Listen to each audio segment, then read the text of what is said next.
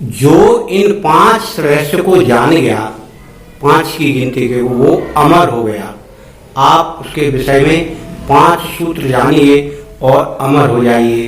तो मैं आपको बता रहा हूँ, तो आप गौर से सुने। आगे इसमें पूरी कहानी सुनाता हूँ कि जय श्री राधे, जय जय श्री राधे, जय श्री गुरुदेव नमो, जय नमो नमो। और आप इस विषय में जानकारी प्राप्त करके इस चैनल को अगर आपको अच्छा लगे तो लाइक करें और शेयर करें और सब्सक्राइब करें।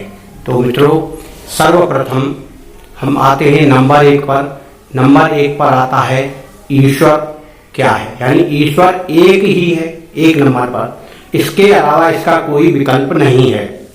नंबर 2 पर आता है जीव आत्मा, यानी जीव और आत्मा दोनों मिलकर एक बनता है जीव आत्मा। नंबर 3 पर आता है 3 देव, ब्रह्मा, विष्णु, महेश। एक जन्म देने वाला, एक पालने वाला और एक संहार करने वाला, 3 शक्तियों के रूप में इनको मानते हैं। 4 में आता है 4 वेद। 4 वेद हैं अर्थवेद, सामवेद, ऋग्वेद, यजुर्वेद। इस प्रकार से ज्ञान के लिए ये 4 वेद बनाए गए।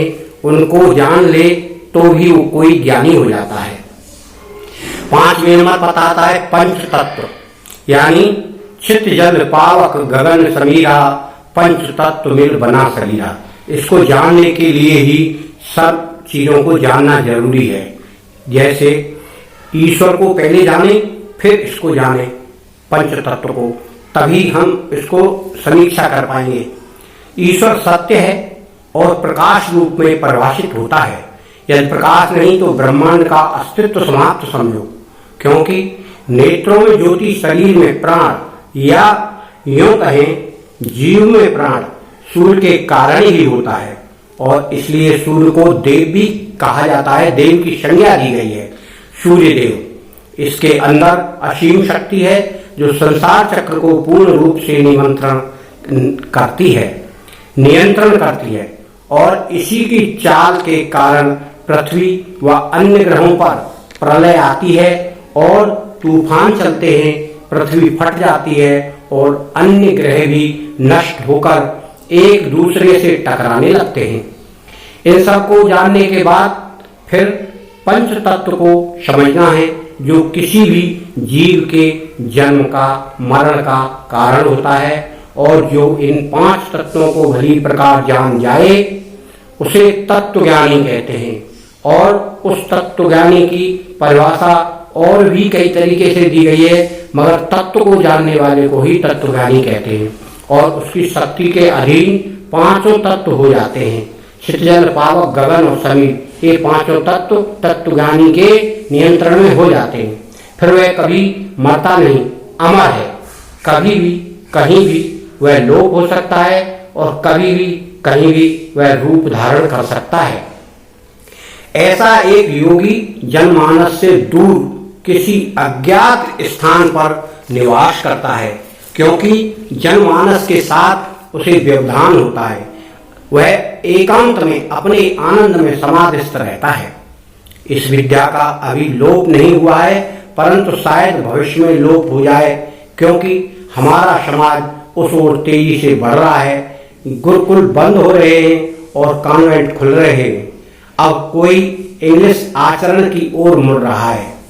योग विद्या का प्राय पुस्तकों में कोई जिक्र नहीं किया गया है। पाठ्य पुस्तक तो बिल्कुल दूसरी ही प्रकार की बनाई हुई है और ना कोई योग शिक्षा दिलाना चाहता है, ना कोई व्यक्ति उसे सीखना चाहता है।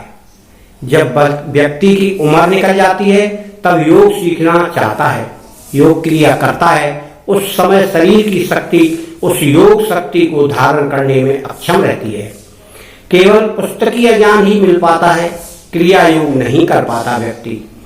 इसीलिए आपको सजग रहना है। सजग रहकर मित्रों कुछ करना है, वो उम्र रहते हुए करो, चाहे थोड़ा ही सही, यानी समथिंग बेटर देन नथिंग, यानी कुछ ना होने से कुछ थोड़ा बहुत हो जाए तो वही काफी है। मित्रों, इस प्रकार योग की शिक्षा आपको जहां से भी मिले, जैसे भी मिले, आप उसे ग्रहण करो और थोड़ा थोड़ा करके अपने जीवन में आगे बढ़ेंगे। अगर आपके पास समय नहीं है तो जब समय आए तब तो कुछ कर पाएंगे।